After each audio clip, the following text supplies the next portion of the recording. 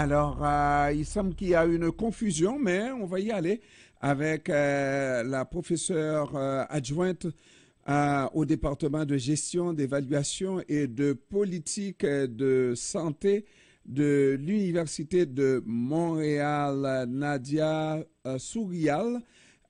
Comment ça va, professeur? Bonjour, ça va très bien, merci beaucoup. Oui, alors, on veut savoir, professeur, avec de nouveaux millionnaires de médecins qui sont devenus millionnaires, est-ce que vous avez étudié le phénomène? Peut-être qu'il va en avoir de plus en plus. À pratiquer la médecine, on devient millionnaire. Est-ce que c'est une tendance, professeur?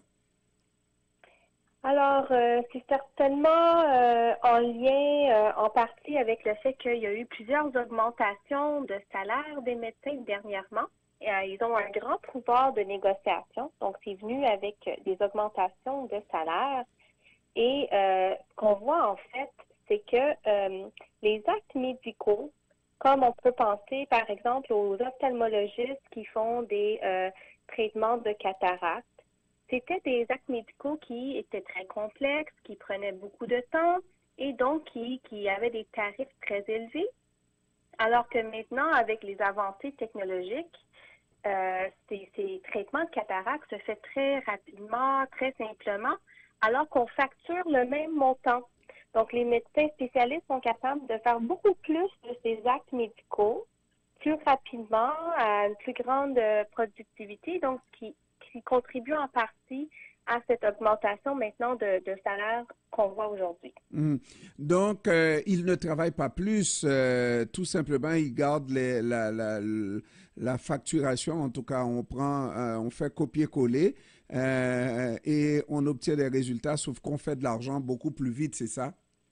Donc oui, ça c'est une partie. Donc le fait que certains actes médicaux se sont simplifiés et on n'a pas nécessairement adapté la tarification de ces actes-là. Hmm. Mais je vous dirais, l'autre phénomène qu'on voit, c'est que malgré que les revenus ont augmenté de façon exponentielle, en fait, ce que les études nous démontrent, c'est qu'ils n'offrent pas nécessairement plus de services, plus de soins.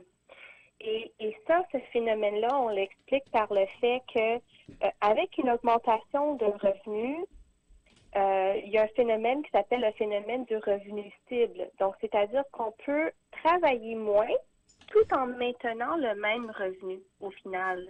Et donc, ça nous montre qu'à un certain niveau de revenu, ce n'est plus un incitatif à la productivité. Et c'est d'autres priorités qui vont prendre l'avant, notamment d'aller chercher une meilleure balance, une meilleure conciliation travail-famille. Donc, on voit cette forte augmentation de revenus sans pour autant voir nécessairement une augmentation des services. Donc, vraiment, et de plus en plus de jeunes, surtout on n'est pas sexiste, mais les jeunes femmes médecins parlent davantage de conciliation travail-famille et de temps en temps prennent une pause, ce qui est normal, on s'entend. Mais si ils arrivent, les médecins en général, à faire beaucoup plus d'argent pour peut-être la même qualité de travail. On se demande est-ce que c'est pas davantage l'argent qui motive plutôt que de rendre service à la société. On parle, est-ce qu'on ne s'éloigne pas de plus en plus du serment d'Hippocrate? Mais vous avez totalement raison, puis je vous dirais que c'est même les médecins qui le rapportent. Donc, on a les médecins québécois pour le régime public qui disent à voix haute, on ne veut plus d'augmentation de salaire, c'est pas ça qu'on a besoin dans le réseau. Ce qu'on a besoin, c'est de réinvestir cet argent-là pour plus de ressources, plus d'infirmières, plus de d'autres travailleurs de la santé.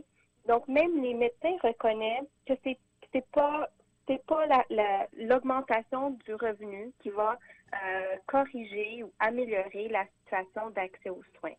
Puis, ce qu'on a besoin d'aller chercher, c'est justement d'aller réinvestir des ressources pour mettre à profit tous les autres professionnels de la santé.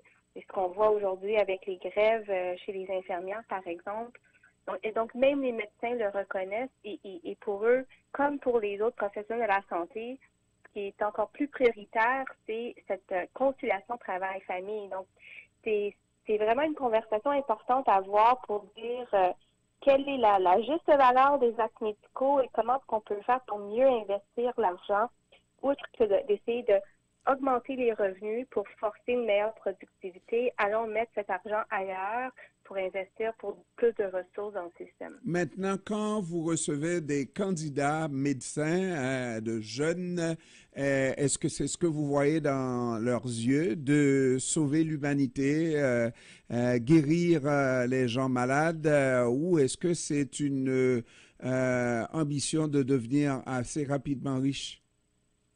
Alors, moi, je suis enseignante à l'Université de Montréal et en fait, j'enseigne aux étudiants en médecine et ils ont même ce matin ils ont fait des présentations pour leurs cours et ils ont justement parlé de la rémunération des médecins et de la propre voix des étudiants. C'était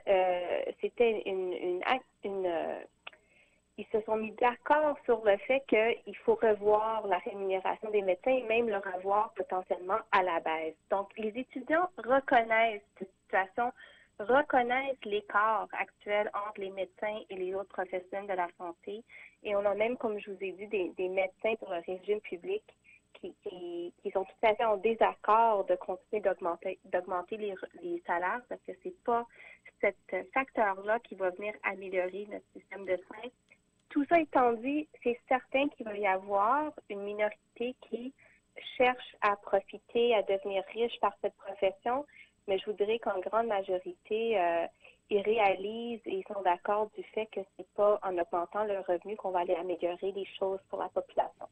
Alors, je pousse un ouf de soulagement parce que si ça venait de la base, surtout de jeunes loups qui arrivent dans la profession, on se poserait la question, mais bon Dieu, où est-ce que on s'en va avec l'humanité parce qu'on a besoin de médecins. On a besoin de médecins, mais de vrais médecins et non des gens super riches, millionnaires et qui ne pensent qu'à l'argent. Parce que dans des systèmes où c'est l'argent qui domine, système privé, parce qu'on a tendance à de plus en plus privatiser notre système. Alors, il y aurait de quoi s'en inquiéter, pas vrai? Vous avez un bon point. Donc moi, je reste optimiste que la majorité des médecins ont cette volonté de faire au mieux pour la population, qui ne sont pas en majorité pour devenir riches. Et ce que je vous dirais, c'est la privatisation. Pourquoi qu'on voit ce tournant-là? Oui, il y a toujours certaines personnes qui vont aller chercher à profiter financièrement. Mais une autre raison pourquoi on voit cette dérive vers le privé, c'est que pour plusieurs médecins, ça leur laisse plus de liberté parce qu'au public, il y a énormément de contraintes qui sont imposées aux médecins en termes des heures travaillées, le nombre de patients à inscrire, etc. Alors qu'au privé, ils peuvent avoir une pratique plus autonome, plus libre. Donc, il y a tous ces enjeux-là aussi qu'il faut considérer qui jouent sur les conditions de travail. Nadia Sourial, professeure adjointe au département de gestion, d'évaluation et de politique de santé de l'Université de Montréal. Je vous remercie, Madame Sourial, d'avoir pris du temps de nous parler cet après-midi. Merci également à vous. Je vous souhaite une excellente fin de semaine. À vous aussi, professeur. Merci. Merci. Au revoir. Au revoir.